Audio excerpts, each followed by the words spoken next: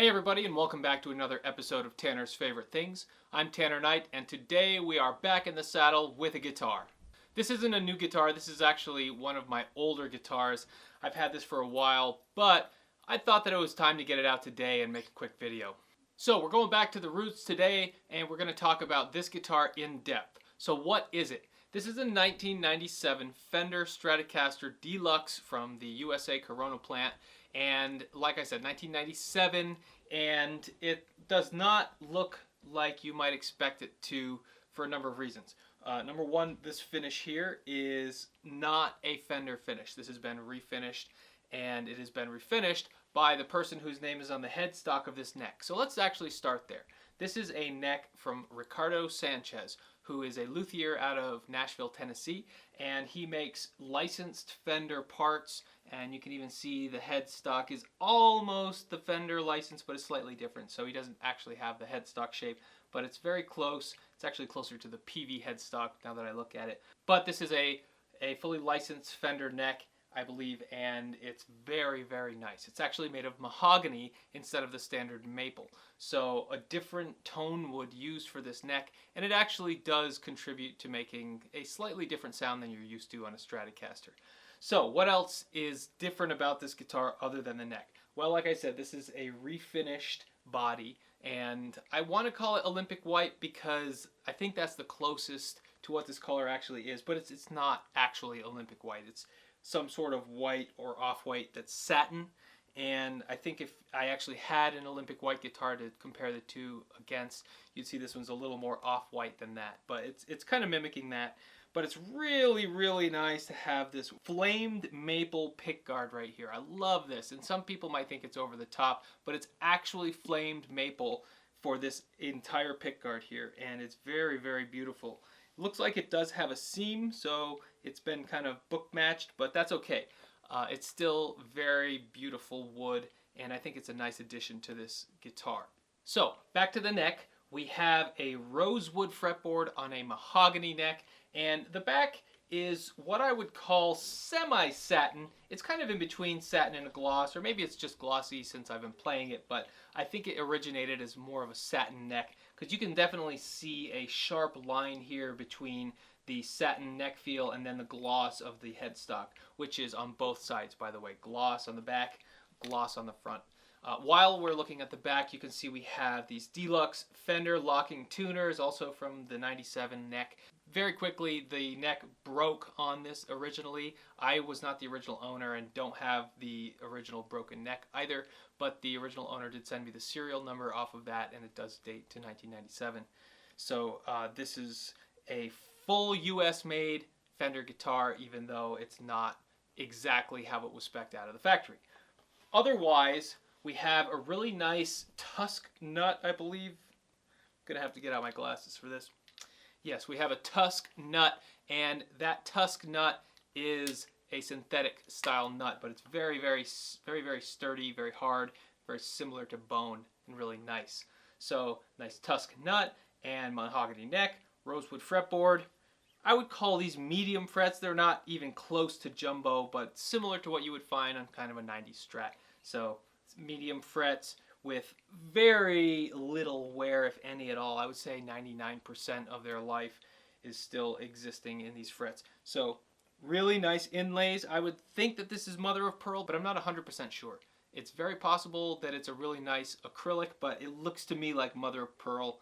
Very kind of subtle with the Ricardo inlay on the 12th fret, really nice. This neck does have two string trees, so that's sort of interesting. The Fender USA style, not the Fender Mexico or Japan or China series, so those rolling style of string trees.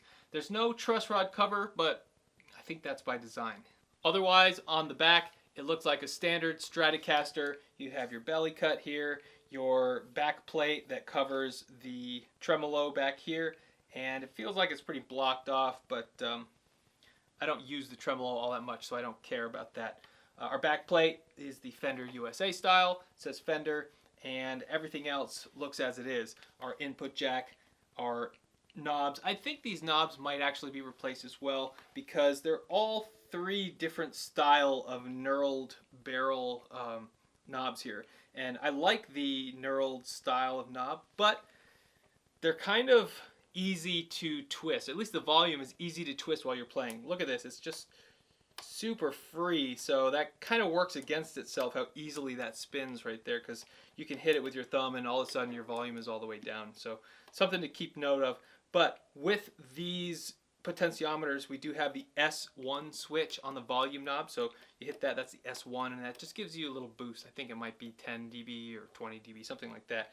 But that works for all 5 positions and with the tone in any position. We have the 2-point tremolo with really nice, I don't know if these are graphite saddles, but they're black and they're individual saddles. So really nice. I love when the saddles are individual and not the shared saddles. So that makes tuning and intonation a lot easier to achieve. Our strap buttons are just these really big old wide ones, kind of older style, not locking or anything, but just fat old strap retention buttons there. Nice. These are the N3 variant of the Fender Noiseless pickups. So they have Fender N3 right here. Some people don't like the Noiseless pickups. I personally do like them a lot. I have a couple different Fender Deluxe versions, a Telecaster, this, and another Strat that's a Deluxe version. And all 3 of those N-style pickups, I think one's an N3, one's an N4, some variation in there. But they all sound really good, and I have no complaints about them. I also have no complaints about the standard Fender 3 single coils that you'll find in like a US Fender standard Stratocaster.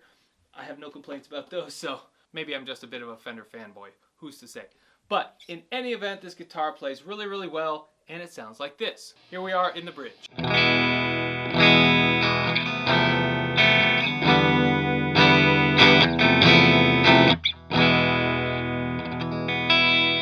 Really nice, warm Stratocaster sound. The Noiseless pickups do cut back on a lot of the extracurricular hum that you might find in regular single coil pickups, but go ahead and listen to that again.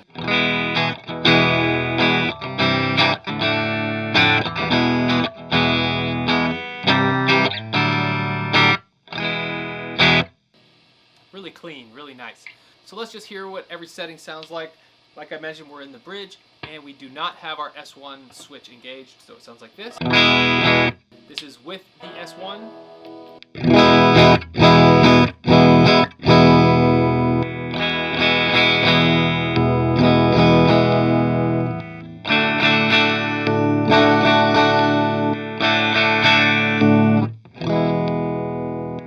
So that S1 switch acts as a boost, and I actually use it primarily as the sound that I get out of here.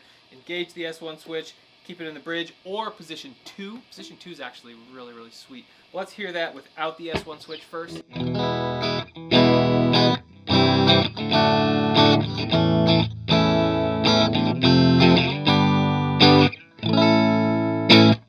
Really nice as well. It's got a little more depth than the bridge, and I think position 2 is my favorite. Let's go ahead and hear it with the S1 and without the S1 switch. First without.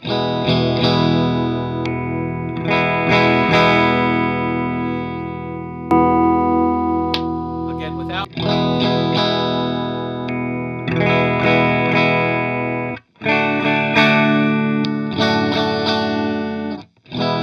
So position 2, a really sweet sounding tone, one that I use quite a bit on this guitar. Let's go to the middle real quick.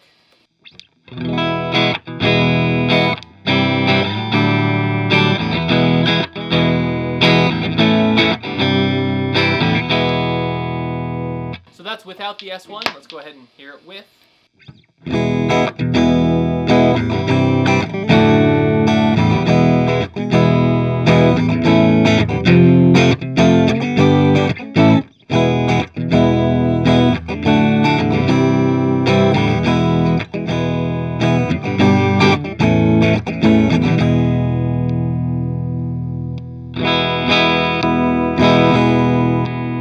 Does make a dramatic difference in the sound. Let's keep going. Here's position 4, right in between the middle and neck, and we have our S1 switch not engaged.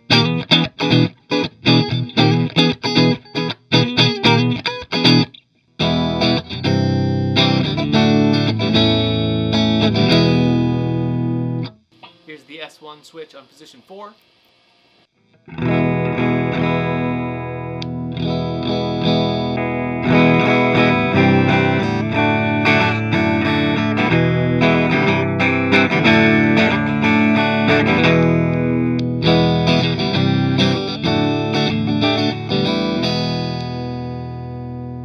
Really usable tones there as well.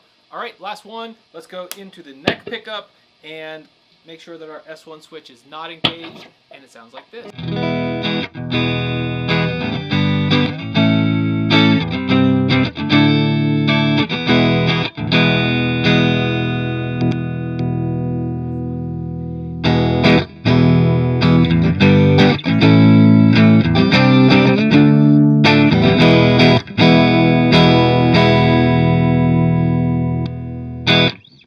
So every single position on this switch is totally usable in the clean channels, and that actually rings true when we add some dirt.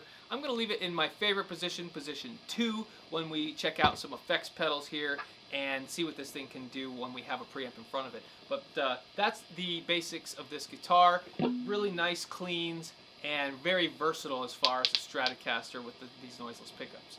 All right, let's go ahead and add the tube screamer and see what a little rhythm crunch sounds like.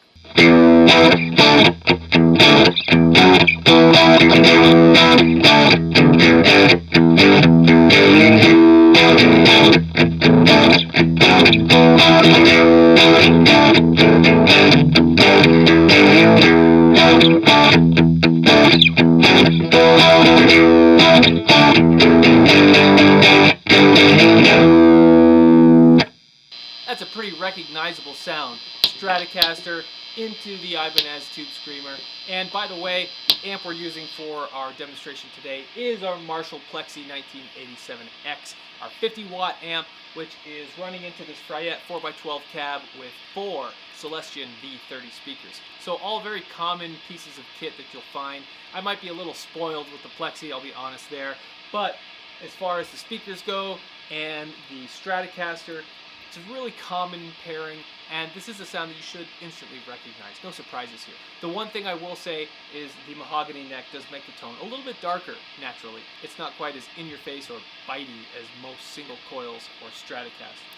So I like that about this guitar a lot. I think it adds a little more versatility and just warms up the sound just a hair.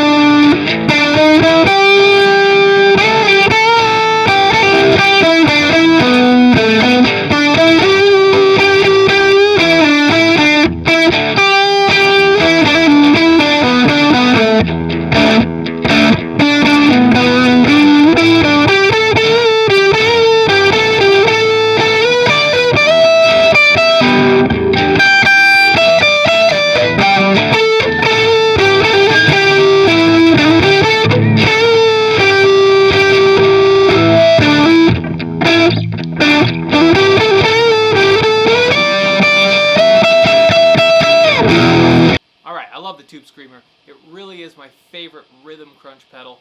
But let's go ahead and add a little more gain and see if this thing can do metal, and you'll actually be surprised, especially with that S1 switch. So let's go ahead and engage that metal zone and hear what she's made of.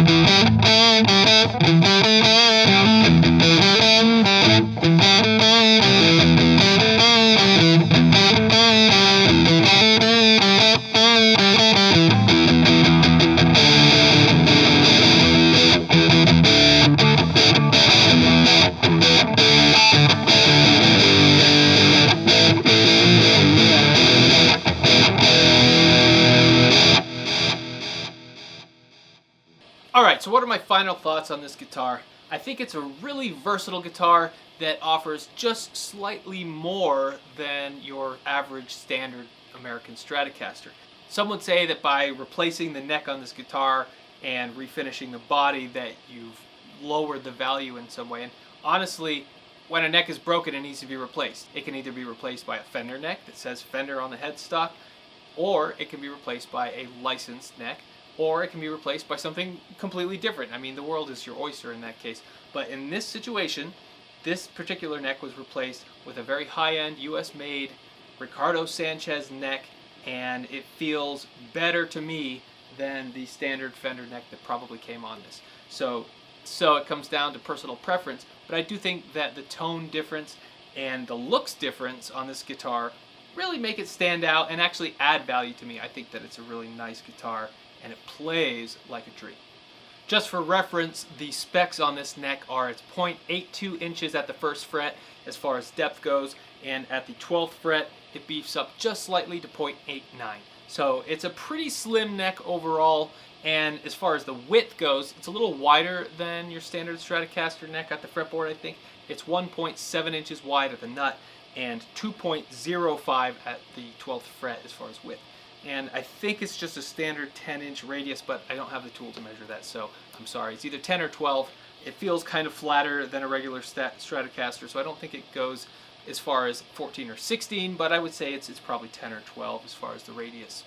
So if you're into guitars that are slightly off the beaten path, then this one is a perfect example because it has a neck that's different than all the other Fender Stratocasters out there that you'll find, unless you find a Ricardo Sanchez, that is. But it's a different neck, different feel, different tone wood, and a different colored body. So everything about the appearance of this guitar is different than any other Stratocaster out there in the world. And I really like that uniqueness about it. I like the uniqueness of the sound, yet it's still recognizably a Stratocaster. There's nothing too far out there as far as what this guitar does or sounds like to make you say, whoa, that's not a Stratocaster. It sounds like a Strat, it feels like a Strat, it looks like a Strat, it just looks slightly different than your average Strat. So let me know if you have any questions about this particular guitar or any other piece of kit. And just before we wrap up, I'll tell you what signal chain we have coming from the Marshall amp. We have two microphones. We have a Sennheiser E906 dynamic mic on speaker number 1 here in the corner, and then I have a condenser mic, an Audio-Technica AT4033 condenser microphone on position 2 or speaker 2, kind of about 1.5 feet away, and both of those are being fed into my Focusrite 18i20 Scarlett interface. This guitar also does have the original Fender Deluxe case, so that's also a nice little feature. So thank you for watching. Hopefully you like this demo, and if you do have any questions, like I said, I'd love to hear from you. Or if you have any experience with Ricardo Sanchez and his work, I'd really love to see those examples. So send them my way, and if you do have any questions, send them my way as well. Thanks again, and I hope to see you on the next one.